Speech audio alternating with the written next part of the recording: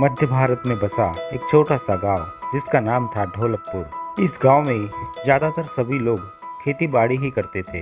लोगों का जीवन खेती बाड़ी से ही चलता था। उस गांव में एक गरीब किसान और उसका परिवार रहता था।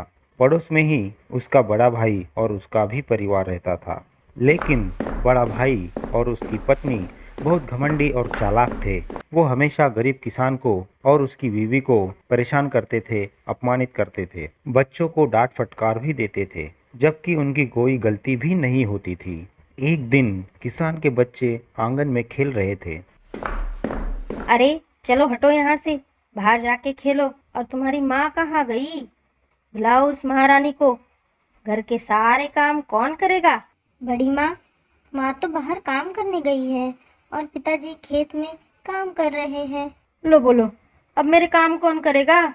तुम्हारी माँ से कह देना कि आने के बाद तुरंत मेरे काम कर दे। कितना गंदा हो गया है ये घर। अरे बच्चों, आ गए तुम स्कूल से? आओ, मैंने तुम्हारे लिए मिठाई बनाई है, खा लो। दिवाली आने वाली है और घर की साफ सफाई भी करनी पड़ेगी। अब पता नहीं ये महारानी कब करेगी, वरना मुझे ही करनी पड़ेगी। नहीं नहीं, मैं इतना काम नहीं कर सकती, उससे ही डांट के करवा लूंगी। बड़ी माँ, हमें भी मिठाई दो ना। अरे चलो हटो यहाँ से, आ जाते हैं बार बार मांगने, मनहूस कहीं के। अरे ऐसा रोते नहीं बेटा, क्या हुआ जो बड़ी माँ ने मिठाई नहीं दी तो? देखो, दिवाली आने वाली है ना, मैं तुम्हारे पिताजी से कह के अच्छी मिठाई लाऊंगी और नए कपड़े भी लाऊंगी। ऐसा कहकर उसने अपने बच्चों को तो शांत कर दिया, पर मन ही मन बहुत चिंता करने लगी और सोचने लगी, इस बार तो सारी फसल बारिश के कारण खराब हुई। अब दिवाली कैसे मनाएंगे और घर कैसे चलाएंगे? वह एक बहुत ही समझदार और अच्छी, उसे माता लक्ष्मी पर पूरा विश्वास था कि वो ज़रूर उसे संभाल लेगी। वो रोज लक्ष्मी माता के मंदिर जाया करती थी और सच्चे मन से उन्हें प्रार्थना करती थी। गरीब किसान और उसकी पत्नी के अच्छे स्वभाव का उसका बड़ा भाई और उसकी पत्नी फायदा उठाते थे और अपनी लालच की वजह से गरीब किसान को बहुत परेशान करते थे। यह सब कुछ गरीब किसान जानता था, समझता भी था, परंतु वो अपने बड़े भाई को कभी गलत नहीं बोलता था। वह किसान अपने बच्चों को हमेशा समझाता था।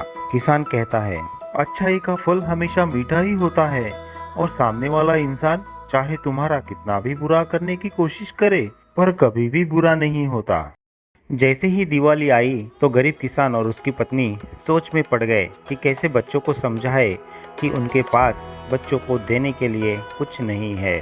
धनतेरस की शाम दोनों सच्चे मन से पूजा करते हैं और बैठते हैं। इतने में बच्चे बोलते हैं, पिताजी, आप हमारे लिए पटाखे कब लाएंगे? हमें फोड़ने हैं। दीदी और भैया तो हमें पटाखों को हाथ भी नहीं लगाने दे रहे हैं। हमें पटाखे चाहिए। इतने में एक बूढ़ी औरत दरवाजे पे आई और कहने लगी, बेटा, इस गरीब को कुछ खाना मिलेगा? सुबह से भूखी हूँ, पेट में अन्न का एक दाना भी नहीं गया। मौसी, तुम्हें पहले कभी देखा नहीं इस गांव में? रुको मैं देखता हूँ। अरे ओ विमला, अरे सुनती हो, कुछ खाने को हो तो ले आओ। विमला अंदर से सूखी सब्जी और रोटी ले आती है और उस बुढ़िया को देती है और उसे पेट भर खाना खिलाती है और फिर बुढ़िया खुश होकर बोलती है, बेटा, आज दिवाली के दिन तुमने मुझ गरीब को खाना खिलाकर मुझे प्रसन्न किया। माँ लक्ष्मी हमेशा तुम पर अपनी कृपा बनाए रखेगी। मैं तुम्हें एक बात बताती हूँ, ध्यान से सुनना। आज रात 12 बजे माँ लक्ष्मी घर आएंगे और देखेंगे कि तुम क्या कर रहे हो। तब तुम जो काम कर रहे होंगे वही काम तुम अगले 24 घंटे करोगे। सोच लो और ध्यान रहे, जो तुम करोगे उसी का फल तुम्हें मिलेगा। ऐसा कहकर वो चली गई और गरीब किसान और उसकी पत्नी देखते ही रह गए। पहले तो उन्हें कुछ समझ में ही नहीं आया, फिर उन्होंने उस बुढ़िया को बहुत तलाश किया लेकिन वो नहीं मिली। अब दोनों भी सोच में पड़ गए कि क्या करे। तब किसान की पत्नी बोली, क्या ये मौसी बोली वो सब सच होगा? अगर सच होगा तो हमें वही करना चाहिए जिससे हमें फायदा हो, पर क्या करे? क्यों ना हम अनाज को थैलों में भर के रखें, ताकि जब माँ लक्ष्मी आए और हमें अनाज भरते हुए देखे तो अगले 24 घंटे हम अनाज ही भरते रहे। इससे हमें अनाज भी मिल जाएगा और साथ ही कुछ अनाज बेचकर हम पैसा भी मिलेगा। ये सारी बातें गरीब किसान की भाभी सुन लेती है और दौड़ते हुए अपने पति के पास जाती है और बोलती है। अजी सुनते हो, मैं अभी विमला के यहाँ गई थी। और उसने सारी हकीकत उसके पति को बताई। तब पति बोला, तुम कुछ भी बोलती रहती हो, ऐसा कभी होता है क्या? ऐसा कहकर उसने उसे डांट दिया। अरे मेरा यकीन करो, आज रात वो दोनों अनाज भरने वाले हैं। मैंने अपने कानों से सुना है, अगर सच में माँ लक्ष्मी आई और उनको अनाज भरते देखा तो अगले 24 घंटे वो अनाज ही भरते रहेंगे और उनके पास बहुत पैसा आ जाएगा और आप सिर्फ देखते बैठना। फिर लोग उनका सम्मान करेंगे और कोई आपको पूछेगा भी नहीं। तब मुझे मत बोलना कि मैंने आपको बोला नहीं। सोच लो। अरे क्यों ना हम इस बात का फायदा उठा ले। और कैसे? अगर देवी लक्ष्मी आ ही रही है तो हम कुछ ऐसा करें कि हमारे पास उनसे भी ज्यादा धन आए और हम और भी अमीर बन जाए और वो दोनों हमसे आगे ना जा पाए और हमारी मुट्ठी में ही रहे। उसकी ये बातें सुनकर उसे भी लालच पैदा हो गया।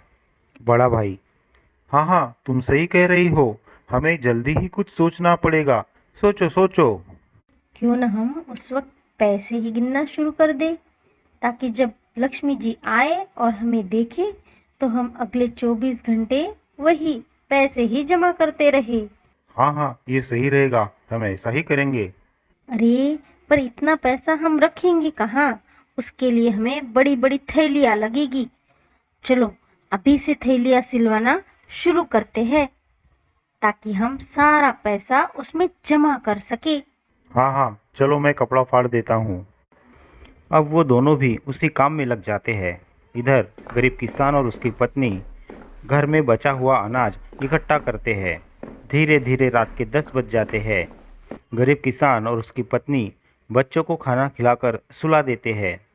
बड़ा भाई और उसकी पत्नी अभी भी थैलियाँ सिल रहे थे। ना तो उन्हें बच्चों की फिक्र थी, ना तो किसी और की। उनके बच्चे बेचारे वैसे ही सो गए। रात के 11 बज चुके थे। सब तरफ शांति ही शांति हो गई थी। पूरा गांव सो रहा था। गरीब किसान और उसकी पत्नी माँ लक्ष्मी के स्वागत की तैयारी करने लगे।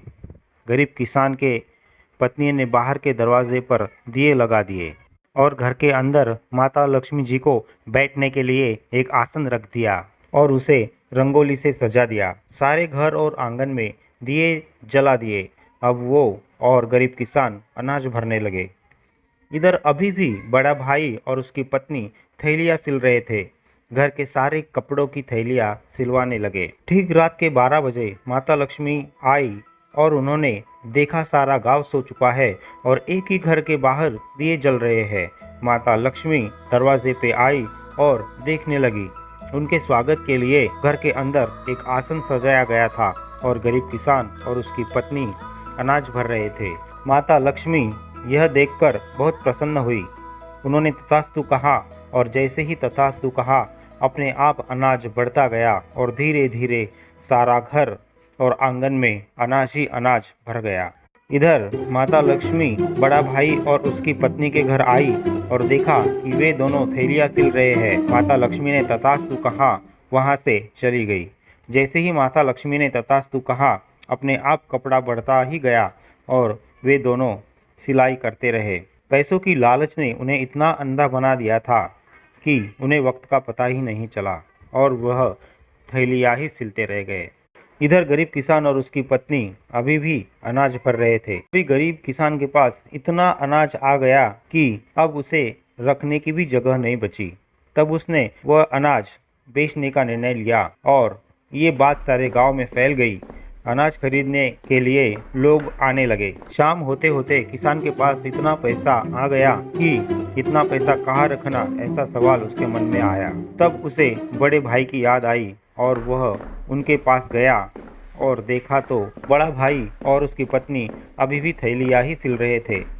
अब सारी बातें उसकी ध्यान में आ गई और वह अपने बड़े भाई से कहने लगा। किसान कहता है, देखा भैया, मैंने कहा था कि कोई तुम्हारा कितना भी बुरा चाहे, बुरा नहीं हो सकता अगर तुम अच्छे हो। तब बड़े भाई को अपने गलती का एहसास हुआ और उसने किसान की माफी मांगी।